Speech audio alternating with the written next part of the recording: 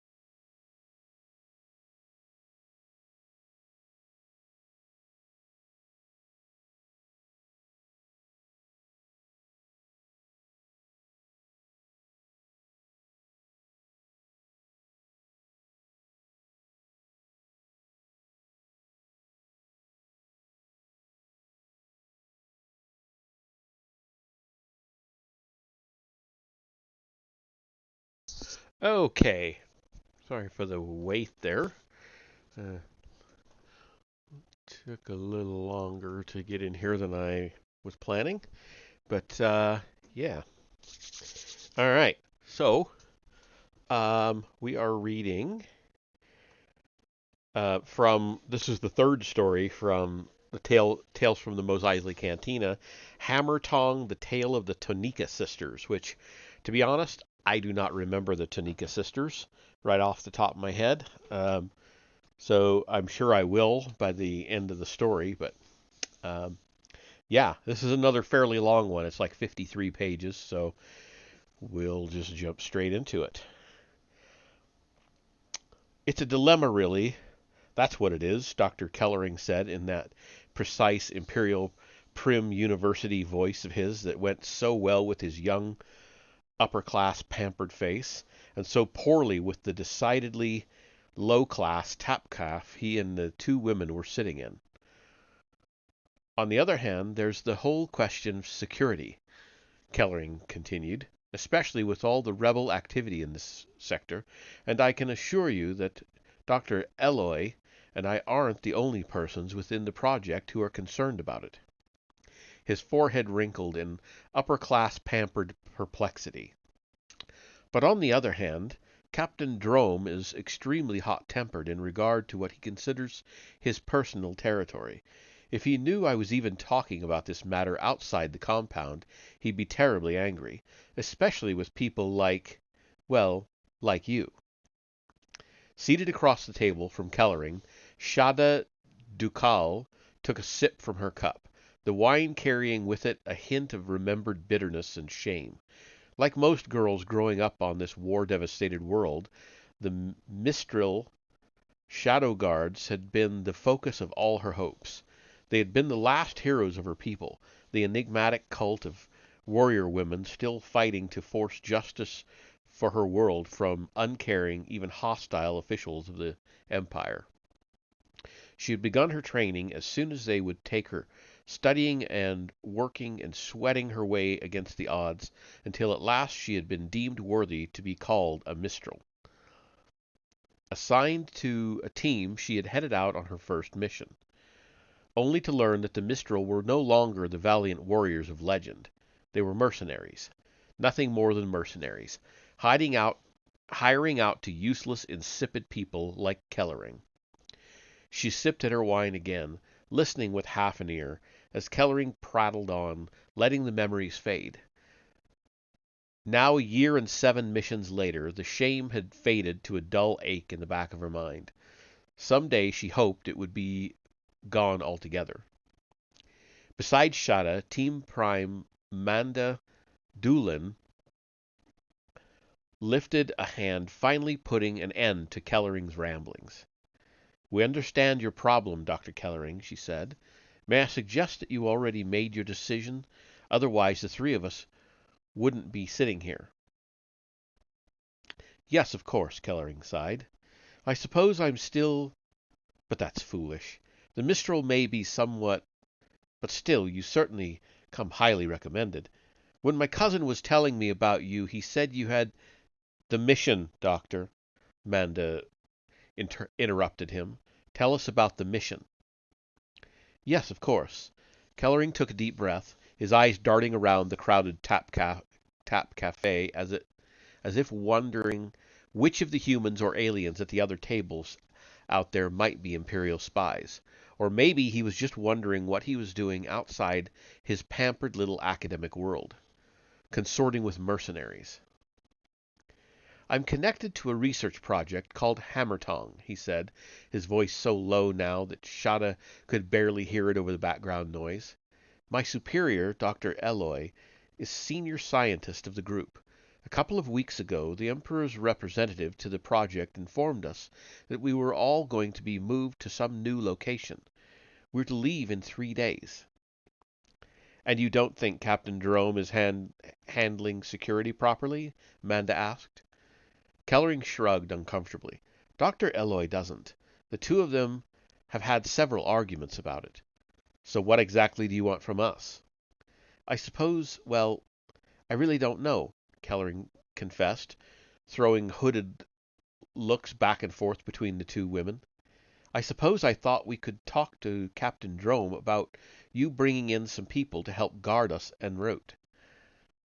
He trailed off, apparently finally noticing the expression on Manda's face.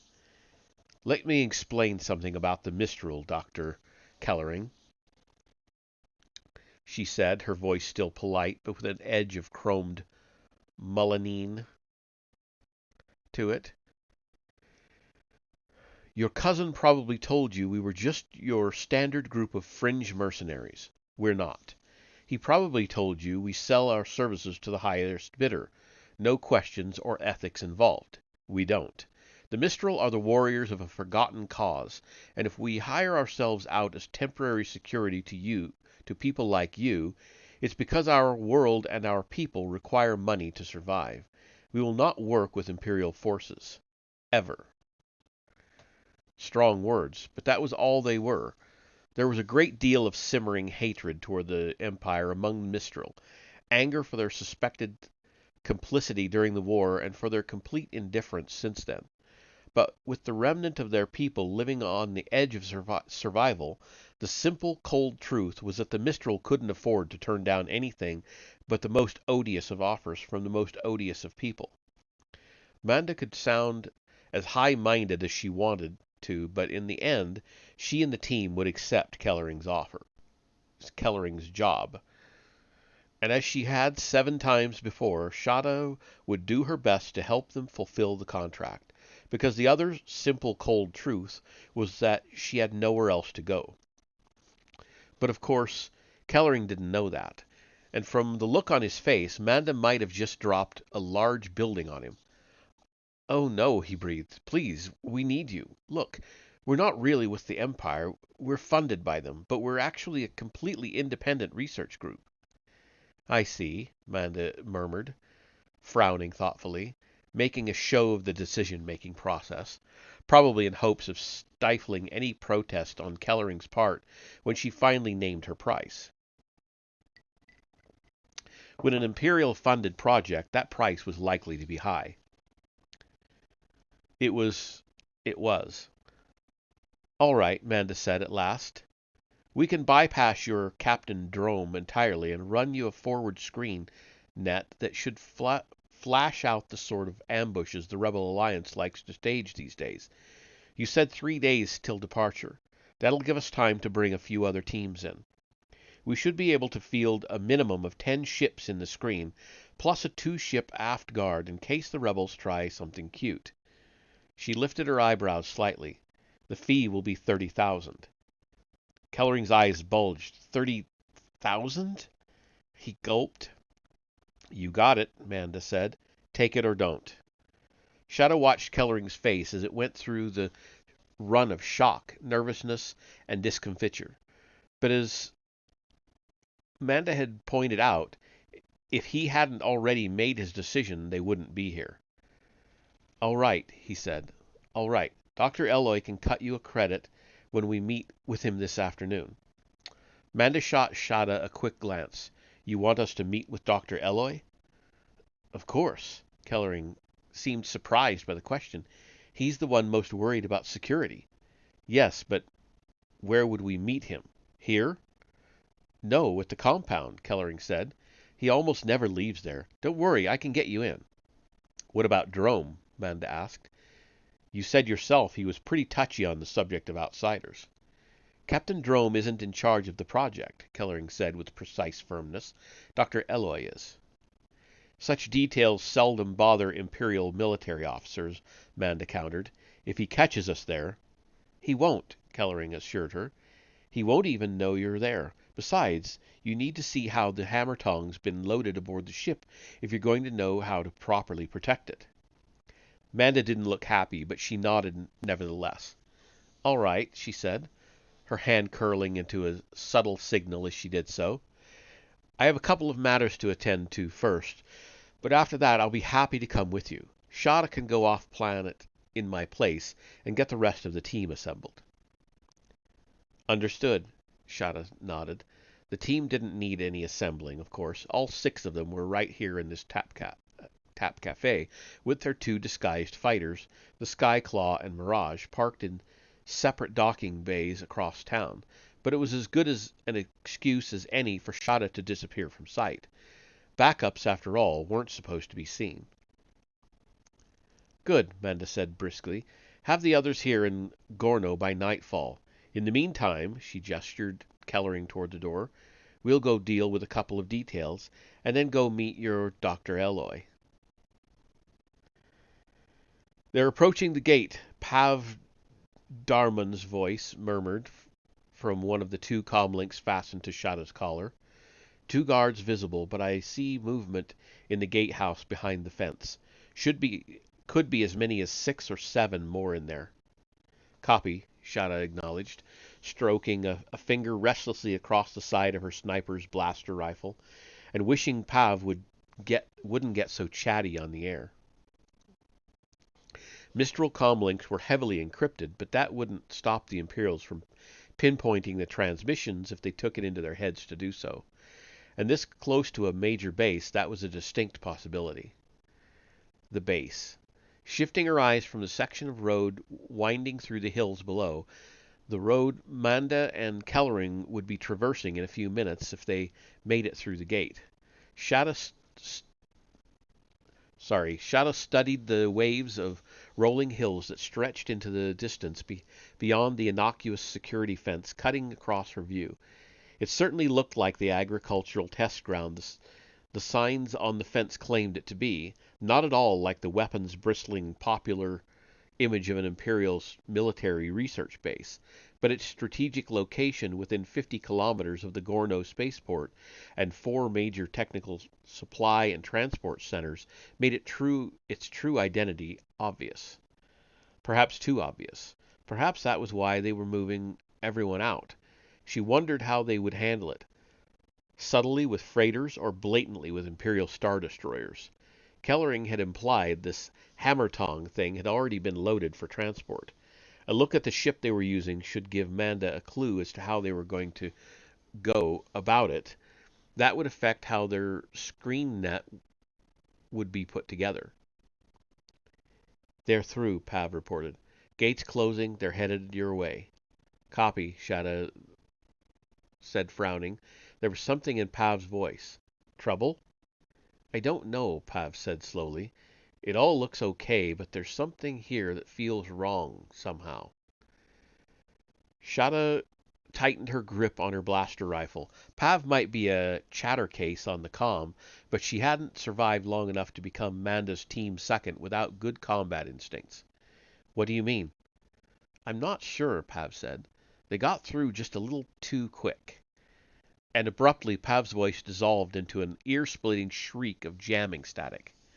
With a curse, Shada ripped the comlink from her collar with her left hand, throwing it as far away from her as she could. So much for Kellering's naive assurances of safety.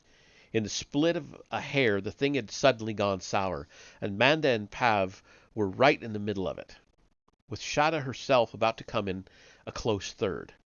Beyond the fence, from over the next line of hills, the gleaming white figures of a dozen stormtroopers on speeder bikes had suddenly appeared, headed her way. Shada cursed again, lining up her blaster rifle with her right hand as she groped for the switch on her backup comlink with her left. If they were lucky, they'd have a minute before the Imperials found that frequency and locked it down too. She located the switch, flicked it on. Trap, repeat a trap, Pav was saying, her voice tight. They've got Manda, she's down. Probably. And they're coming for me. Pav, Shada cut in, squinting through the sight and squeezing off a shot. The lead stormtrooper's speeder bike exploded into a shower of sparks, pitching him to the ground and nearly doing the same to the two on either side of him. I can be there to back you up in 2 minutes. Negative, Pav said. The tension in her voice was gone, leaving a sad sort of resignation that sent a cold chill up Shada's neck. They're already too close. I'll do what I can to keep them busy. You and Caroli had better get back to the ships and get out of here. Good luck and good... There was a brief crinkle of sound and then silence. Ahead, the speeder bikes had shifted into evasive maneuvers. Shada fired 4 rapid shots, catching another of the stormtroopers with the third of them. Caroli, she called over the comlink. Caroli, are you there? They're gone, Shada. Caroli Doolan said, her voice almost unrecognizable. They're gone. The stormtroopers. Snap out of it, Shada snarled, keying the Viper grenade launcher attached to her blaster rifle barrel. The recoil kicked the gun hard into her shoulder as the slender cylinder blasted out toward the approaching stormtroopers. Can you get to your speeder? There was a short pause, and Shada could imagine Caroli's earnest face as she pulled herself together. Yes, she said. Are we retreating? Not a chance, Shada said through gritted teeth, getting halfway to her feet and heading at a crouch toward the bushes where her speeder bike was hidden. We're heading in. Get moving. The approaching stormtroopers, finally presented with a target, opened fire. Just as the grenade hit the ground 10 meters in front of them, exploding into a billowing cloud of green smoke. We're going in? Caroli said, echoed in disbelief. Shada, I'm clear, Shada cut her off, slinging the rifle over her shoulder and kicking the speeder bike to life. Over the roar of the engine, she could hear the thuds of her erstwhile attackers falling out of the sky as the especially formulated smoke burned into the speeder bike's power connectors. Call Kai and Celine. Tell them to bring the ships in for backup. But where are we going? Shada swung the speeder bike around. Manda and Pav were gone, and she knew that eventually the pain of that loss would catch up with her. But for right now, she had only enough room for a single emotion: rage. We're going to teach the Imperials a lesson, she told Caroli. Kicking the throttle to full power, she jumped the fence, curved around the edge of the green cloud, and headed in. It was a little over 10 kilometers from the outer fence to the main base area, and for the first 8 of them, Shada flew low over the rolling hills and wondered where in blazes the vaunted Imperial defenses were. Either they hadn't thrown this ambush together until Kellering's ground car pulled up at the gate, or else they'd assumed their quarry would run for it and had concentrated their forces out beyond the fence. Or else they were concentrating on Caroli. Blinking against the wind pounding against her face, trying not to think about what she might have gotten her teammate into, Shada kept going. She was 2 kilometers out when the Imperials seemed to finally wake up to the fact that they had an intruder in their midst. And those 2 kilometers more than made up for the preceding 8. 3 McCoon hover scouts rose from nowhere to meet her, bolstered by 2 more squads of speederbike stormtroopers. Off to the side, sections of 2 hills opened up, revealing a pair of what looked like Komar anti-atmospheric guns. The air around her was suddenly thick with blaster and laser bolts, some missing, the rest deflected by shields that hadn't really been designed with this kind of all-out attack in mind. Clenching her teeth hard enough to hurt, Shada kept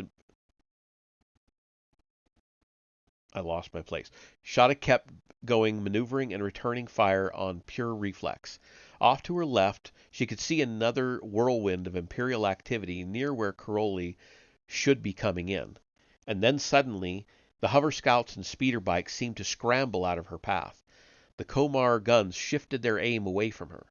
And with a screaming roar, the Skyclaw shot past overhead, spitting a withering fire of laser blasts at the Imperials.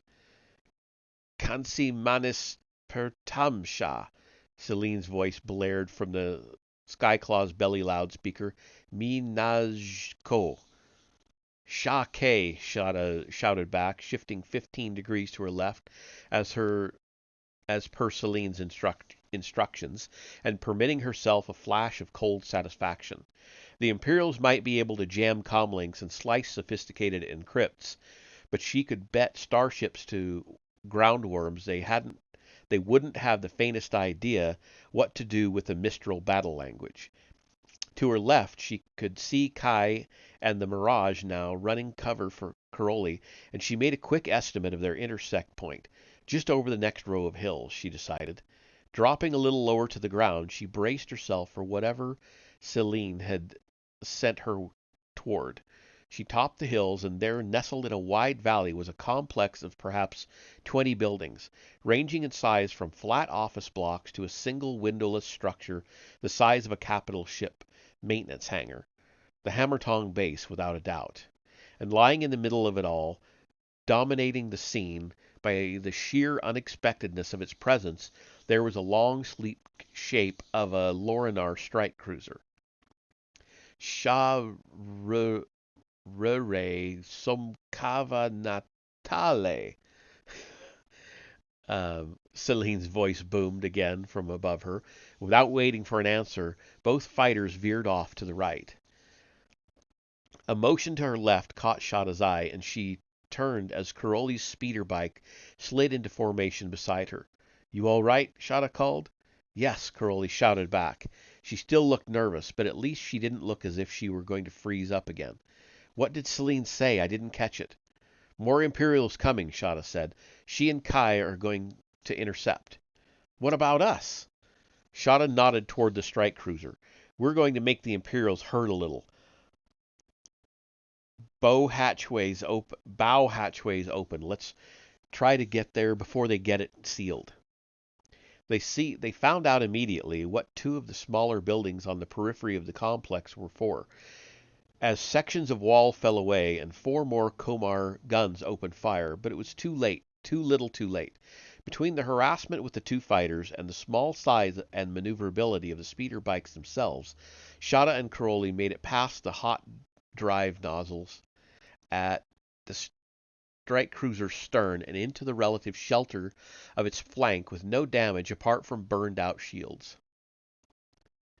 Pretty rotten security they've got here, Caroli huffed as they headed toward the bow hatchway. An instant later she nearly had to swallow those words as from the ground beside the landing ramp a dozen Imperials opened fire with blaster rifles.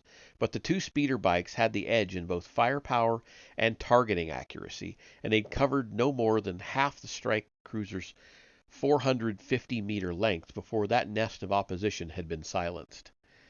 Now what? Caroli asked as they braked to a halt at the foot of the ramp. We do some damage, Shada said. Half standing up on her speeder bike and taking a quick look around, there was still some resistance, mostly from the Komars and the handful of speeder bike stormtroopers that hadn't yet been blown out of the sky.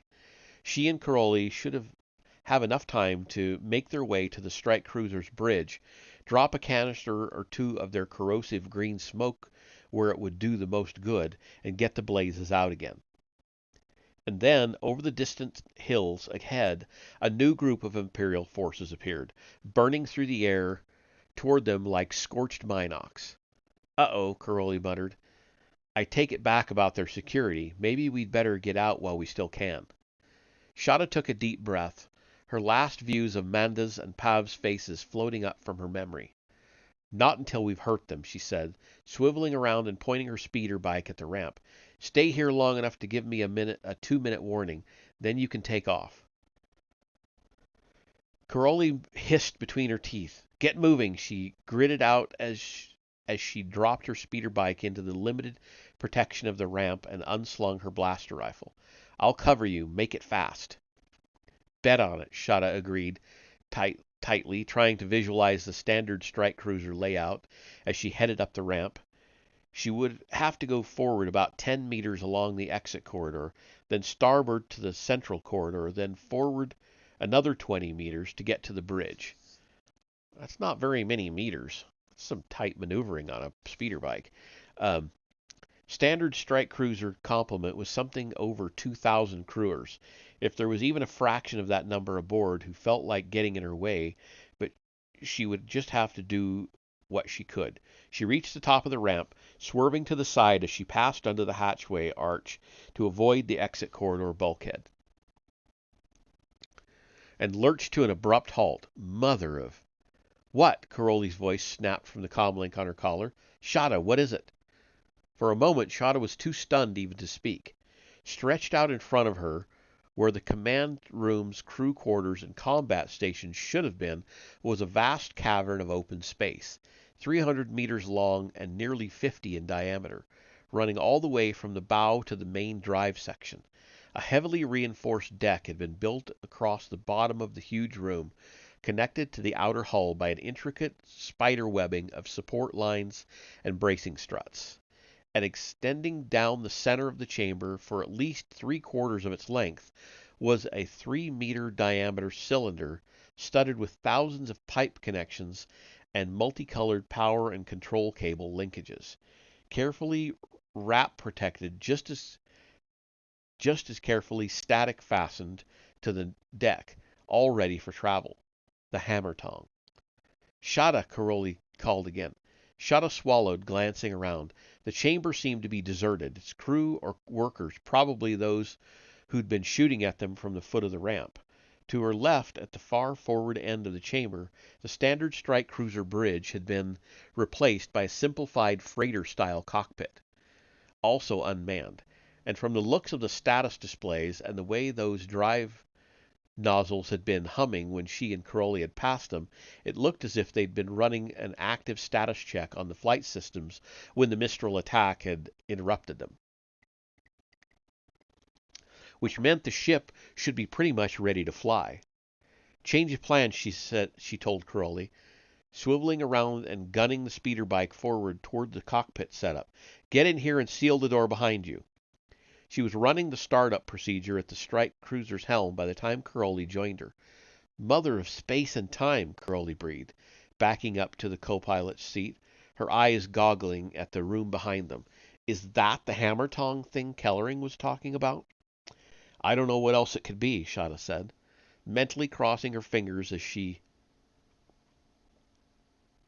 eased in the repulsor lifts. A ship this size wasn't really designed to come this deep into a gravity well, but it seemed to be lifting okay. The Imperials must have added more repulsor lifts while they were gutting the interior. Get the comm adjusted for our frequency, will you? Sure. Still keeping half an eye behind them, Crowley sat down and busied herself with the comm. What's the plan? The Imperials went to a lot of work to build that thing and modify a ship to transport it, Shada said, giving the displays a careful scan. For all their arrogance, the Imperials weren't stupid, especially when it came to hardware as impressive as the Hammertong. If their ground defenses had been low profile, they were bound to have some heavy space-based weaponry nearby to back it up. But if it was there, it wasn't showing up on displays. Hiding around the horizon? Or could the Mistral counterattack have caught the whole bunch of them by surprise? Either way, there was no percentage in waiting around for them to get their seats under their rears. You got Kai and Celine yet? She asked Crowley. Almost, Crowley said, her hands busy on the board. I'm running a split freak mix. There we go. Shada, Crowley, Celine's voice came over the speaker. What in blazes are you doing? We're giving the Empire a bloody nose, Shada said. The strike cruiser had cleared the boundary of the base now and was starting to pick up speed, leaving what was left of the speeder bike force behind them. Shada, look, we're all upset about Manda and Pav, Celine said carefully, but this is just crazy. You're going to bring the whole Imperial fleet down on top of us. They need to know they can't just go around killing Mistral, Shada retorted, not without paying dearly for it. Crowley and I can handle it ourselves if you want to leave. There was a hissing sigh from the speaker. No, we'd better stick together, Celine said. Anyway, what can the Imperial do to us that hasn't already been done? I'm in too, Kai said. One small question. Now that we've got the Hammertong, what are we going to do with it? Shada glanced back at the long, silent cylinder behind her, the enormity of what she'd gotten them into belatedly starting to sink in. What were they going to do with the Hammertong? She and Crowley could nurse the strike cruiser along for a short flight by themselves, but that was it. Anything beyond that, fancy maneuvering, combat, even basic running maintenance was out of the question. We'll have to ditch the ship, she told the others. Someplace close by. Find a way to hide it. Then see if we can disassemble the Hammertong into pieces we can put aboard one of our own freighters. Sounds tricky, Crowley said. You got someplace in mind? We've got company, Celine cut in before Shada could answer. Imperial Star Destroyer coming out of hyperspace aft. Got it, Crowley said, swiveling around to the sensor section of the board. Confirm, one Imperial Star Destroyer, launching TIE fighters. The base probably called for help, Shada said, keying the nav computer. This was it. No second thoughts. No chance of grounding the strike cruiser and escaping aboard the fighters. They were committed now. Kai, Celine, here comes your course feed code. Bitterness. Make the jump to light speed as soon as you can. We'll be right behind you. There was a brief pause. You sure this is where you want to go? Celine asked. I don't see us having a lot of choices, Shada said. It's close, it hasn't got much of an Imperial presence, and the locals don't ask a lot of questions.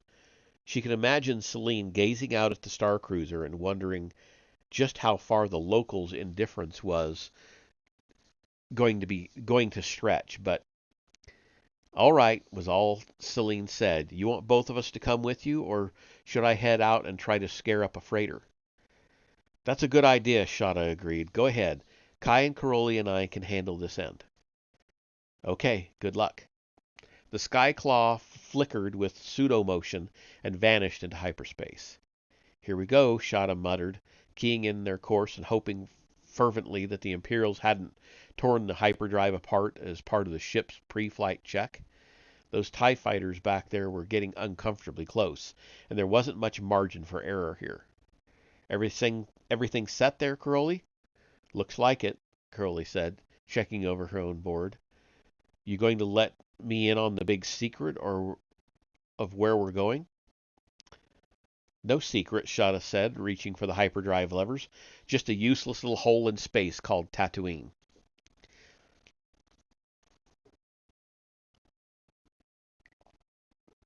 It was not so much a landing as it was a marginally controlled crash, and by the time the strike cruiser had skidded to a halt against one of the rippling sand dunes, it was clear to Shada that the ship would never leave here again, not without a great deal of assistance. Terrific landing, Crowley commented, her breath coming a little heavily as she shut down the drive. I presume it's occurred to you that we stick out here like a Wookiee wearing landing lights. Not for long we won't, Shada said, checking the displays. That cloud on the west is the leading edge of a sandstorm. Another hour and no one's going to find us. Come on. Let's go take a look at our new toy. They had the wrap protection off the first couple of meters of the Hammertong by the time Kai joined them. Any trouble? Shada asked. Not really, Kai said, stepping up to the Hammertong and peering closely at it. I'm not sure they even picked me up coming in. They sure didn't hail me. Usually no one bothers with ships that aren't coming into spaceport at Mos Eisley, Shada said. A lot of contraband comes through Tatooine, and everyone pretty much looks the other way. I'm glad one of us keeps up with these things, Kai said dryly. So this is the Hammertong, huh? Any idea what it is? Not yet, Shada said. How's your astromech droid doing these days? D4? Erratic but functional. You want me to go get him? Shada nodded. We'll want to get a technical readout at the very least. Is the Mirage ready for that sandstorm? As ready as it's going to be, Kai said, heading back toward the archway. I tried to position it to keep a passage clear to both ships, and we can put the hatchway deflector shields up just to make sure. I'll be right back. The full force of the sandstorm hit about 10 minutes after Kai and the droid returned, and it took less than 10 minutes before Shada to wonder if this whole idea might not have been a big mistake. Even through the thick hull, they could hear the drumming of the sand against the ship, a drumming that was growing louder with each passing minute. The plan had been to hide the strike cruiser from probing Imperial eyes. It would be rather costly victory if they all wound up entombed inside it. Kai was apparently thinking along the same lines. That's all the bolts down there, she said, climbing out from under the Hammertong and handing her hydrospanner to Crowley. I'm going to go check on the storm. Make sure we're not getting buried too deep. Good idea, Shada said, returning her attention to her own line of bolts. She finished them, waited as Crowley finished hers, and then together they eased the massive access panel off. The Hammertong's inner workings weren't nearly as complex as the number of pipe and power connectors poking through the surface would have suggested. Most of the power and control panel cables seemed to run to a series of multi-helix prismatic crystals and a group of unlabeled but identical black boxes. The piping seemed mostly connected to coolant lines and sleeves. Maybe it's some new kind of power core, Shada suggested. It's a modular design. See how the pattern of connectors repeats every 5 meters down the side? We ought to be able to take it apart at these spots. Maybe, Crowley said, prodding thoughtfully at one of the black boxes with the end of her hydrospanner. Deep 4, see if you can find a place to tie in. Might as well start pulling a technical readout. We're going to want everything we can get on this thing. Hey, Kai called from the cockpit area. Shada, Crowley, you better come see this. She was hunched over the main display, fiddling with the fine-tuning when the other two reached her. What is it? Shada demanded. I'm not sure, Kai said. Hard to tell through all the sand, but I think there's a battle going on up there. An Imperial Star Destroyer against something about the size of a bulk freighter. Shada leaned over the display, heart pounding. If Celine had been unexpectedly fast at bringing in transport for them. Can you scrub the image any more? She asked. I'm at the limit already, Kai said. It's a sandstorm. Wait a minute. There's a break. It's a Corellian corvette. Shada let out a quiet sigh. Not one of the Mistral ships, then. I wonder what's going on. I don't know, Kai said slowly. Wait a minute. 2 more Star Destroyers coming in from hyperspace. That's a lot of firepower for a planet like Tatooine, Curly said. They only had 1 Star Destroyer guarding the Hammertong. Unless 1 or more of these were supposed to have been here too, Shada suggested. Could be they got pulled away to help chase that Corellian. Either way, the Corellian must be pretty important to them, Kai said. We could be in the middle of something really big here. Shada looked back at the Hammertong and the diminutive droid working alongside it. Kai was right, and suddenly she was feeling very short on time. Kai, do you think we could get one of those modules off the Hammertong? We could try. Probably take a couple of days with just the 3 of us in D4. Why? I don't think we're going to be able to wait for Celine to bring back a ship, she said. If she hasn't made it in by the time we get one of those modules off, we'd better take what we've got and get out of here. You'll never get one of those modules into the Mirage, Curly objected. It's too big. I know, Shada said. That's why, if it comes to that, you and I will go to Mos Eisley and hire ourselves a freighter. Come on, let's get started. Over there, Shada said, pointing toward a dilapidated building across the sandy Mos Eisley street, and double-checking her datapad. That's the Cantina. Doesn't look like much, Curly said, swinging the Mirage's antique speeder over toward it. You really think we're going to find a good pilot in there? Someone in the Mistral thought so. Shada shrugged. It was the top name on the contingency list for Tatooine. I doubt that's a really telling recommendation, Curly grumbled, letting the speeder coast to a stop. I don't like this, Shada. I really don't. Bria, not Shada, Shada corrected her. And you're Senny. Don't forget that inside, or this whole thing could fall apart. It's got a good chance of doing that all by itself, Curly shot back. Look, just because a couple of stormtroopers on traffic duty bought this charade, she gestured sharply at the slinky jumpsuit and hived hairdo wig she was wearing, doesn't mean anyone who actually knows the Tonnika sisters is going to fall for it. They're not. Well, we certainly can't use our own names and IDs, Shada pointed out, trying to hide her own nervousness about this masquerade. This place is crawling with stormtroopers already, and if they haven't got listings on us yet, they will soon. The Mistral have been running this camouflage pre-match system for a long time now, and I've never yet heard of it failing. If it says the 2 of us can pass as Bria and Senny Tonnika, then we can. Looking like them and acting like them are 2 very different things, Curly countered. Besides which, pretending to be a couple of criminals is not my idea of keeping low. She had a point. Shada had to admit. Bria and Senny Tonnika were professional con artists, good ones too, who were said to have separated an impressive amount of wealth from an equally impressive list of the galaxy's rich and powerful. Under normal circumstances, borrowing their identities would indeed not be a smart way to stay inconspicuous. But the circumstances here were far from normal. We don't have any choice, she said firmly. Complete strangers automatically draw attention, and a place like Mos Eisley is always crawling with informants, especially now. Our only chance of keeping the Imperials off us is to look as if we belong here, to everyone. She looked out at the Cantina. Curly was right. The place didn't look very inviting. If you'd rather, you can stay out here and watch the door. I can find a pilot by myself. Curly sighed. We're going to have to talk. Oh, hello. Sorry, I know you said that a couple minutes ago. I was absorbed and I just noticed it. Sorry about that. Okay.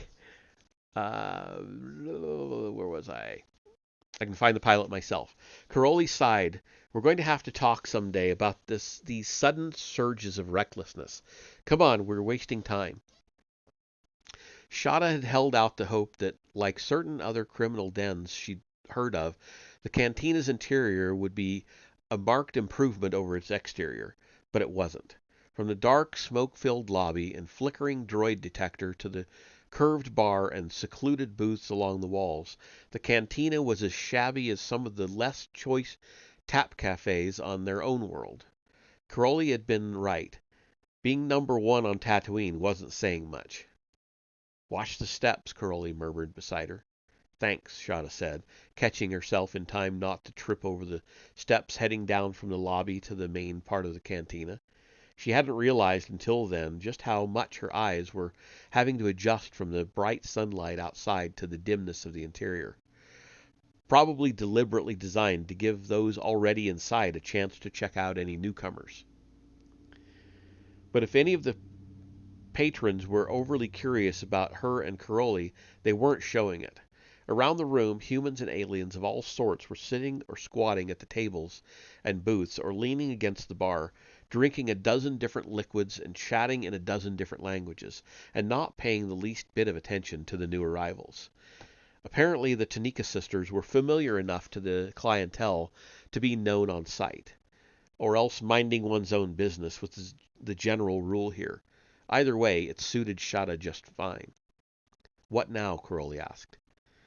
Let's go over to the bar, Shada said, nodding to an empty spot against one side.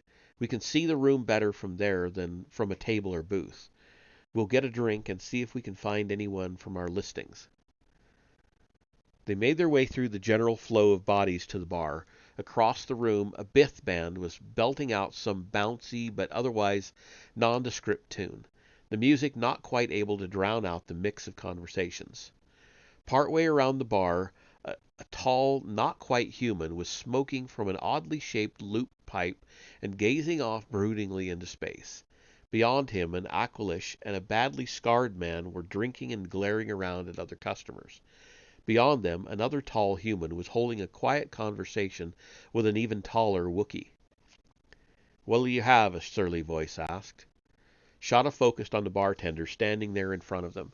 The expression on his face matched his voice, but there seemed to be some recognition behind the indifference in his eyes. Enough to risk an experiment. "We'll have the usual," she told him. He grunted and busied himself at the bar. Shada glanced at Caroli's suddenly aghast expression, winked reassuringly, and turned back as the bartender put two slender glasses in front of them. He grunted again and walked away. Shada picked up her glass, willing the tension to flow out of her. "Cheers," she said, lifting the glass to Caroli. "Are you crazy?" Caroli hissed back. "Would you rather I had ordered something way out of character for us?" Shada asked, taking a careful sip. "Some kind of Celestin wine," she decided. "Let's get started." Still glowering, Caroli pulled the slender cylinder of their spy's scanner/datapad from her jumpsuit and flicked it on. "All right," she muttered, glancing back and forth between it and the Cantina's patrons. "The fellow with the loop pipe, never mind, he's an assassin. Those two Duros over there, no listing here for them." "Their flight suits look too neat for smugglers, anyway," Shada said. Across the bar, an old man with white hair and beard and dressed in a brown robe stepped up to the Wookiee and his tall companion. There was a short conversation between the two humans, and then the tall human gestured to the Wookiee and wandered away. "What about that Aqualish over there?" "I was just checking on him," Caroli said, peering down at the end of the scanner. "Name's Ponda Baba, and he's definitely a smuggler. That scar face beside him—" "Hey!" the bartender barked. Shada stiffened, her hand reaching reflexively for her hidden knife. But the bartender wasn't looking at her. "We don't serve their kind here," he snapped, gesturing sharply. "What?" came a voice from behind her. Shada turned around. At the top of the steps stood a boy about her own age, dressed in loose white clothing and frowning in puzzlement at the bartender. Beside him were two droids, a protocol droid and an astromech unit, similar to Kai's D4 model. "You're droids," the bartender growled. "They'll have to wait outside. We don't want them here." The kid spoke briefly to the droids, who turned and scurried back out. Continuing down the steps alone, he moved over to the bar and gingerly wedged himself in between the Aqualish and the old man in the brown robe. "The Scarface is named Dr. Evazan," Curly said. "I've got 10 death sentences listed here for him." "For smuggling?" Shada asked, frowning at the brown-robed old man. There was something about him, some sense of quiet alertness and self-control and power that set the hairs tingling on the back of her neck. "No," Curly said slowly. "Botched surgical experiments." "Yuck."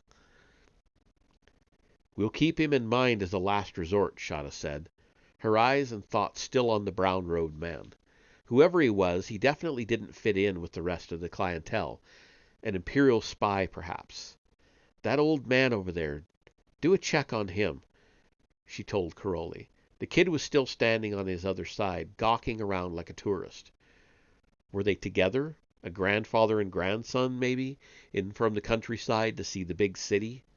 And then abruptly the Aqualish gave the kid a shove and snarled something at him. The kid looked at him blankly, then turned back to the bar. Stepping away from the bar, smiling rather like a predator preparing himself for lunch, Dr. Evazan tapped the kid on the shoulder. "He doesn't like you," he said. "Sorry," the kid breathed, starting to turn away again. Evazan grabbed a handful of the kid's clothing and yanked him back around. "I don't like you either," he snarled, shoving his mangled face close to the kid's. Around them, conversations came to a halt as heads turned to look. "You just watch yourself," Evazan continued. "We're wanted men." "Uh-oh," Curly said quietly. Shada nodded silently. The kid was in for it now. She'd seen enough Tap Cafe fights to know a setup when she saw one. "We're staying out of it," she said. She reminded Curly. "But if they get arrested..." Shada cut her off with a sharp gesture. Smoothly, gracefully, as he'd been fully aware of the situation from the start, the old man had turned away from his conversation with the Wookiee. "This little one's not worth the effort," he said soothingly to Evazan. "Come, let me get you something." It was, Shada realized, as neat a face-saving gesture as she'd ever seen. Evazan and the Aqualish could now accept a drink, maybe snarl and posture a little more, and then move on with whatever passed for personal honor intact. But unfortunately for the old man, Evazan wasn't interested in a peaceful settlement. For a split second, he glared at the old man, his predator look hardening into something ugly and vicious. Conversation at the bar had all but ceased now. Every eye turned toward the violence about to break. From their alcove, the band played on, oblivious to what was happening. And then, with a roar, Evazan shoved the kid violently to the side to crash into one of the tables. His hand swung up, a blaster gripped in it. Beside him, the Aqualish also had his blaster out. An urgent, "No blasters! No blasters!" from the bartender going completely unnoticed. The weapon swung up, targeting the old man. They never got there. Abruptly, the old man's hand exploded into brilliant blue-white light, a flickering hard-edged fire that slashed with surgical precision and across his two attackers. There was a blaster shot that ricocheted into the ceiling, a scream and a gurgling roar. And then, as abruptly as it had begun, it was over. Evazan and the Aqualish collapsed out of sight beyond the bar, their moans showing they were at least temporarily still alive. From where she stood, Shada could see the Aqualish's blaster lying on the floor, still clutched in a hand no longer attached to its owner. For another moment the old man remained as he was, his glowing weapon humming, his eyes flicking around the cantina as if assessing the possibility of more trouble. He could have saved himself the effort. From the casual way the other patrons were turning back to their drinks, it was obvious that no one here had any particular affection for the downed smugglers. At least not enough to take on the old man over it. And it was in that second's worth of pause that Shada was finally able to identify the weapon the old man had used against the attackers. A lightsaber. "You still want to know who he is?" Curly asked, dryly from beside her. Shada licked her lips. a fresh tingle running through her on the old man as the old man closed down his weapon and helped the kid back to his feet. A Jedi Knight, a real living Jedi Knight. No wonder she'd sensed something odd about him. I doubt he's for hire, she told Caroli, taking a deep breath and forcing her mind back to the business at hand. If the Jedi Knights of the Old Republic had still been in power when their world was destroyed, well, that eliminates Evazan and the Aqualish, she said to Caroli. Keep looking.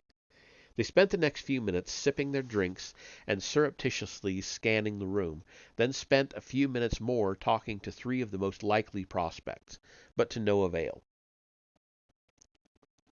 Two of the smugglers were already under contract, though one of them offered with a leer to take them along as passengers if they were nice to him.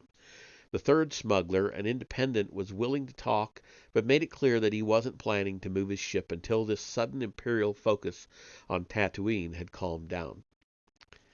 Great, Caroli grumbled as they returned to their previous spots at the bar. Now what? Shada looked around. A few new faces had come in the cantina since they began their search, but most of them had the look about them of men who didn't want to be disturbed.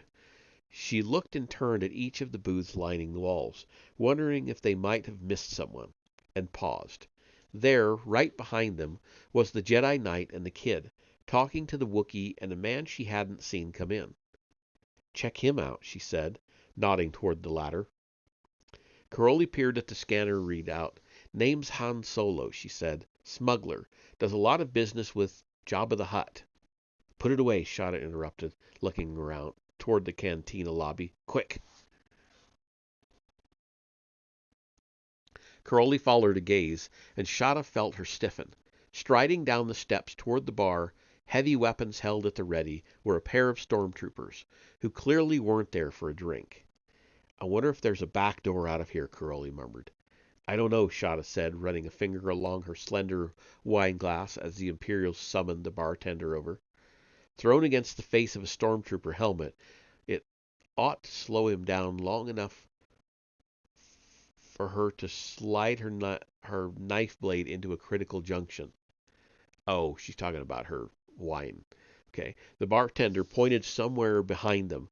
Shada frowned, then understood. They must be asking about the Jedi Knight, she said, turning to look at the booth. A knot of aliens brushed past momentarily, blocking her view.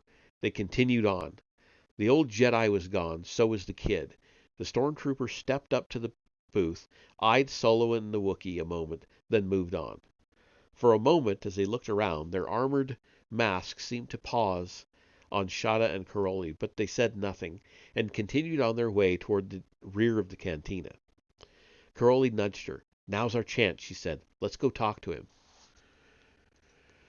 Shada turned back. Solo and the Wookiee had left the booth now, Solo heading for the lobby while the Wookiee went in the direction the stormtroopers had gone, probably where the back door was, which would explain how the Jedi and the kid had disappeared. Right, Shada agreed. Taking one last sip from her glass and putting it back on the bar, she turned again, to find that Solo was no longer walking toward the lobby. He was instead backing into a booth at the wrong end of a blaster held by a dirty-looking Rhodian. Uh-oh, Shada said. Friend of his? Doubt it, Caroli said, palming the scanner. Hang on. His name's Greedo. He's a bounty hunter. For a long moment, Shada stared at the quietly tense discussion in the booth, trying to decide what to do. Taking action would jeopardize her cover as Bria Tonnika, and certainly there was no shortage of smugglers in the cantina, but there was something about the way Solo carried himself that she liked, or maybe the fact that he'd been talking with the Jedi Knight. I'm going to take him, she told Caroli. Get ready to back me up. She reached for her knife, but before she could draw it, Solo solved the problem on his own. From the booth came a flash of muffled blaster fire, and the Rhodian slumped over onto the table. Warily, Solo slid out of the booth, holstered his blaster, and continued on toward the lobby, flipping a coin to the bartender as he passed. Caroli let out a breath. Good thing we weren't interested in Greedo. This isn't a very healthy place to hang around. No kidding, Shada said. Let's go catch Solo before he gets away. And then, from behind her, a sweaty hand closed on her wrist. Well, well, well, a voice said. What have we here? Shada turned. The sweaty hand belonged to a sweaty Imperial colonel, his uniform streaked with sandy dust, a maliciously pleased look on his face. Behind him were two stormtroopers who'd come through earlier. Bria and Seni Tonnika, I do believe, the colonel went on. How nice of you to drop back into sight again. You can't imagine how broken-hearted Grand Moff Argon has been since your departure. I'm sure he'll be pleased to see you again. He lifted an eyebrow, as well as the 25,000 you stole from him. Smiling sardonically, he gestured to the stormtroopers. Take them away. The police station cell was cooler than the cantina had been, but that was about all it had going for it. Small, sparsely furnished, streaked with Tatooine's ubiquitous sand, it had all the charm of a used transport crate. Did you catch when they'd be moving us out? Curly asked, leaning against a wall and gazing dolefully at the door. Didn't sound as if it would be any time soon, Shada said. The colonel said something about finishing up the search before getting us transferred to his ship. Caroli's lip twitched. Clearly she was also appreciating the irony here. The Imperial search had already ended, only they didn't know it. Or maybe they didn't... Or maybe they did know it. Maybe the colonel was just playing along with the masquerade while he set out for the proper interrogation equipment. Shada looked around the room. A single bunk, a reading lamp fastened to the wall over one end, primitive refresher facilities, a barred door, and a one-way observation window opposite it. Limited resources and no privacy to use them, which left only their combat training and the possibility that the Imperials still didn't know they were dealing with Mistral.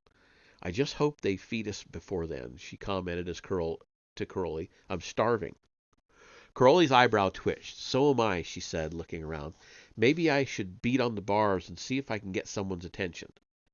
Go ahead, Shada said, stretching out on the bunk and letting her hand rest idly on the reading lamp above her head, examining it with her fingertips. It was fastened to the wall over the bunk, but a little work with her belt buckle ought to get it off. Behind it would be power cables. On second thought, you might want to try that mirror instead, she said to Crowley, nodding back at the spy window. Someone's probably watching it. Okay, Crowley said. She stepped over to the window and pressed her face against it, blocking the view into the cell. Hey, anyone there? Quickly, Shada pulled off her buckle and got to work as Crowley kept up the noise. She got one of the 3 fasteners loosened, did the second, started on the third. Shut up the noise, someone snapped. Shada paused, palming the buckle, as a man in a faded uniform appeared at the door. We're hungry, she complained. Too bad, he growled. The meals come in 2 hours. Now shut up or I'll have you strapped down and muzzled. 2 hours? Shada repeated. We'll never make it that long. Can't you get us something to tide us over? Please, Crowley added, smiling encouragingly. The guard's lip twisted, and he was just opening his mouth for what would probably have been a memorable comeback when a young man in civilian clothing stepped into view. Problems, Happer? Always, the other growled. I thought you were off till tonight. I am, the younger man said, peering thoughtfully at Shada and Crowley. Heard you were drowning in prisoners. Figured I'd come in and take a look. Who do we have here? Bria and Seni Tonnika. Happer threw a glower at the 2 women. Very special prisoners of Colonel Park, and none of our business if you ask me. If the Imperials want to lock up half of Mos Eisley, the least they could do is provide their own holding tanks. And do their own ID checks? Don't remind me, Happer granted. I've got 15 of them running right now, with about 30 more in the hopper. He glared again at the prisoners. Look, Ridge, do me a favor, will you? Go down to the stores and pull a couple of ration bars for these 2. I've got to go down to the check room. The sifter's been needing a lot of babysitting today, and those stormtroopers are starting to get snotty. I'll handle it, Ridge assured him. Have fun. Happer grunted again and disappeared down the corridor. So, Ridge said, gazing at them again, Bria and Senny, which is which? I'm Bria, Shada said carefully. There was something about the way he was looking at her that she didn't at all care for. Ah, he said, I'm Ridge. Ridge Windward. You know, I could have sworn I heard you two had gotten on a transport heading out toward Jabba the Hutt's 3 hours ago. Shada's heart seemed to seize up inside her. The Tonnika sisters were here, on Tatooine? We came back, she said, through suddenly dry lips. I guess we shouldn't have. I guess not, Ridge paused. I heard something else interesting, too. Just after this big Imperial droid search came down all over Mos Eisley a couple of days ago, it seems the Empire's also put out an urgent search and detain order for a stolen strike cruiser. A strike cruiser? Shada repeated, putting as much scorn as she could into her voice. Oh, I'm sure. People steal strike cruisers all the time. Yeah, I thought that sounded pretty strange myself, Ridge agreed. So I went over and talked to a pal of mine at the control tower to see if that was even possible. You know what he told me? I'm dying to hear. He said he'd picked up something sneaking in toward the Dune Sea an hour or so before that Star Destroyer showed up, and all these Imperials dropped in on us. Something just about the size of a strike cruiser. Ridge lifted his eyebrows. Interesting, wouldn't you agree? Tremendously, Shada said, fighting to keep her sudden dread out of her voice. So they had spotted the strike cruiser after all. And Kai was in big trouble. Were the Imperial... Wow, excuse me.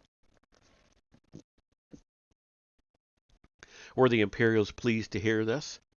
Actually, hasn't told them yet, Ridge said, eyeing her closely. He was going off duty at the time and didn't feel like holding a question session with a bunch of stormtroopers. Of course, once they came down in force and took over the tower, he was even less inclined to remember stuff like that. That happens on Tatooine. I see, Shada murmured. They were still in trouble, but at least they still had a little breathing space. You'll forgive me if lost Imperial property isn't high on my list at the moment. We have more pressing problems of our own. I'm sure you do, Ridge said solemnly. Number one being how to get out of here before Happer finds out you aren't Bria and Senny Tonnika. Shada felt herself tense up again. She'd suspected he knew, but had been hoping fervently that she was wrong. That's ridiculous. It's all right, Ridge said. The microphones in this cell haven't worked in 3 months. I popped out the circuit fuse a few minutes ago, too, just to make sure. Shada glanced at Karoli. She looked as puzzled as Shada felt. All right, she said, looking back at Ridge. Fine. Let's cut through the smoke here and tell us what you want. Ridge seemed to brace himself. I'll let you out, he said, in exchange for some of whatever's in that strike cruiser. Shada frowned at him. What are you doing, running a smuggling service on the side? Not smuggling, he shook his head. Information. To certain interested parties. What parties? It's not important. Ridge smiled faintly. On Tatooine, one normally doesn't ask that question. Yes, well, we're new here, Shada countered, thinking hard. This could be an Imperial trick. She knew, a way to get her and Karoli to tell them where they'd hidden the Hammertong. But somehow that seemed a little too subtle for people who owned interrogator droids and normally had no compunction about using them. All right, she said, but only if you can find us a freighter that can handle something 3 by 5 meters. Ridge frowned. 3 by... Yeah, Ridge. Sorry. Back up. Hey, Ridge, Happer's voice called out from down the corridor. Gotta go. Something big brewing over at Docking Bay 97. The Imperials have called the whole duty force in to run backup. Can you watch things here a while?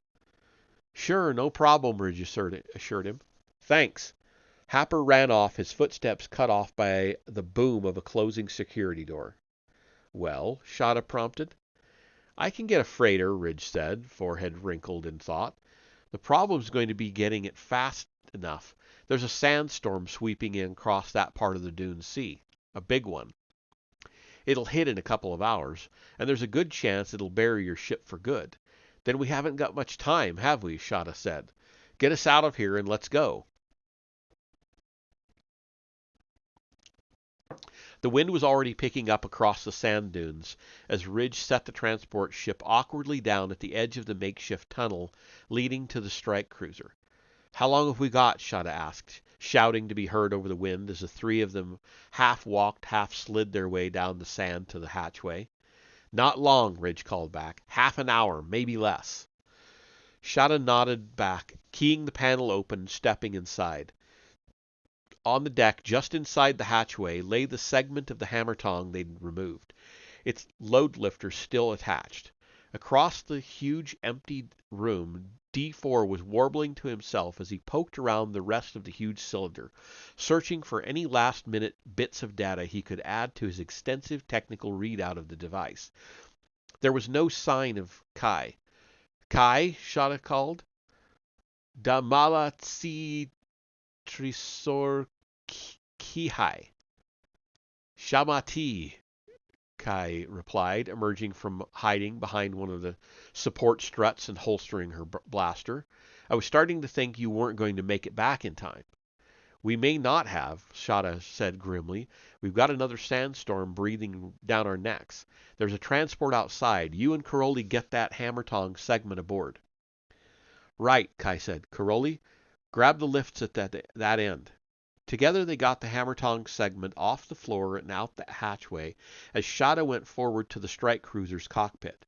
As it had before, the flying sand was interfering with the sensors, and she had to adjust the fine-tuning several times before she was able to get a good view. As far as she could tell, there were no longer any Star Destroyers over Tatooine. They must have assumed their escaped prisoners had already made it off planet. Keying off, she headed back to where Ridge was crouched beside the end of the Hammertong cylinder, his face pressed close to one of the openings. So there it is, she said. What do you think? He looked up at her, his face pasty white. Do you know what you have here? He whispered. Do you have any idea? Not really, she said warily. Do you? Look here, he said, pointing to a plate. See? DS Mark II, Module 7, Prototype B, Eloy Lemelisk. I see it, Shada said. What does it mean? Ridge straightened up. It means this is part of the prototype super laser for the Death Star.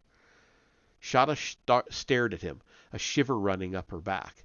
What's a Death Star? The Emperor's latest grab for power, like nothing you've ever seen. Ridge looked back along the Hammertong's length. And we've got a piece here of its main weapon.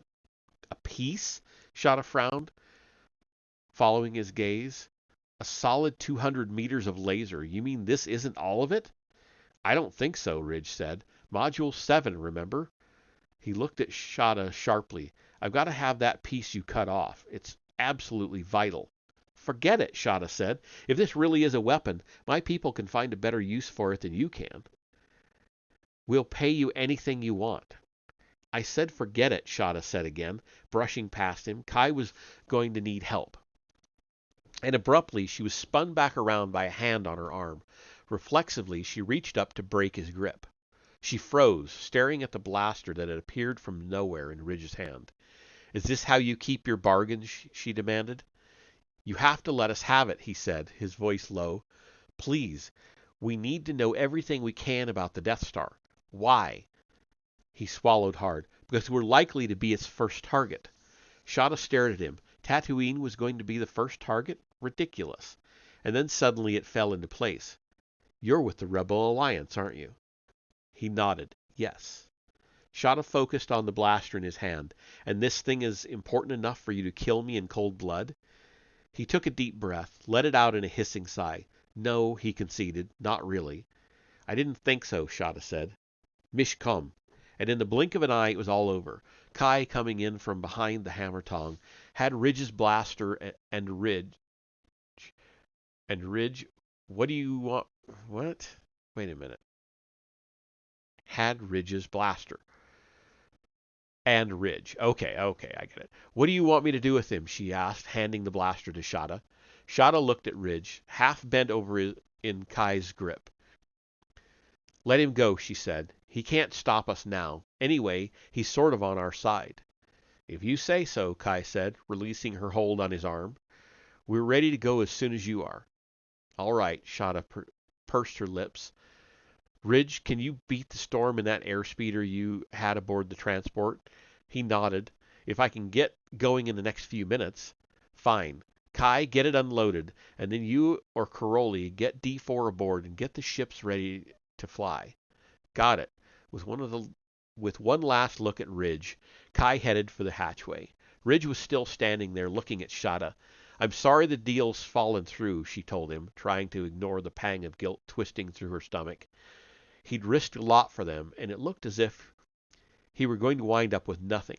Look, if you can get back in here after the storm, you're more than welcome to what's left of the Hammertong. Let me make you a counteroffer, Ridge said. Join us. You've already said we're on the same side. Shada shook her head.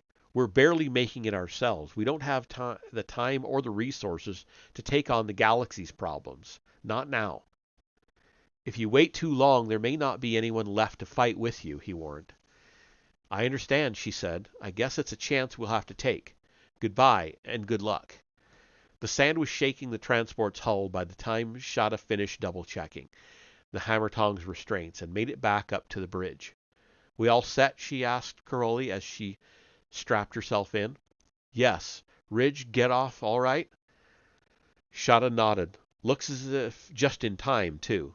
Caroli threw her a sideways look. I'm not sure it was such a good idea to let him go. If we start killing anyone who gets in our way, we're no better than any other mercenaries, Shada said. Besides, he doesn't like the Empire any more than we do. The comm pinged. I'm ready, Kaya's voice came. Same here, Shada told her. Is D4 all settled in? D4? Kai echoed. Didn't Caroli take him? I thought you had him, Caroli said. For a long moment, she and Shada just stared at each other. Then, with a muttered curse, Shada jabbed at the comm panel. Ridge! Ridge, come in! There was a hiss of sand-driven static, and then the other's voice came faintly over the speaker. This is Ridge, he said. Thanks for the loan of your droid. I'll leave him with the Bothan Shipping Company on Piraquet. You can have him back when you return the freighter. Another crackle of static and he was gone. You want me to go after him? Kai asked. D4 with a complete technical readout on the Hammertong. No, Shada told him, smiling in spite of herself at Ridge's ingenuity. No, it's all right. We owe him that much. And if he's right, he and his friends are going to need all the help and information they can get. Her smile faded. DS Mark II, the plate on the Hammertong had said. Death Star Mark II, perhaps? A second generation of this thing Ridge was so afraid of? It could be, and if so, the Mistral might have to seriously consider that offer to join up with the Rebel Alliance. And if not all the Mistral, perhaps Shada would do so on her own. Maybe there she would find something she could truly believe in. But in the meantime, she had a package to deliver. Fire up the repulsor lift, she told the others. Let's go home. And that is the end of that short story. So you got to see that those two people that were in the bar, and I kind of vaguely remember them now. It's been a long, long time since I saw A New Hope. So, and that was actually written by oh crap, Timothy Zahn. So he wrote the Thrawn trilogy. So it was very well written, I have to say. Quite impressed with it. It was good. So anyway, that is it for the reading stream tonight. I'm going to take a quick break, end this stream, and then I'll come back to play some Hogwarts Legacy. I'm suspending pretty much all of my other games for now. I'm going to continue playing We Happy Few, which I did last night, and I think I'm almost done with Resident Evil 7 Biohazard, which I'm playing on Fridays. So I'm going to continue with it and hopefully finish it. And once I finish it, then I'll cycle back in one of the other stories uh, that I was playing. So Elder Scrolls 4 Oblivion and Stalker Shadow of Chernobyl would be the two that I am pausing. So I'll cycle them back in and finish them up. So, all right. Catch you in a little bit.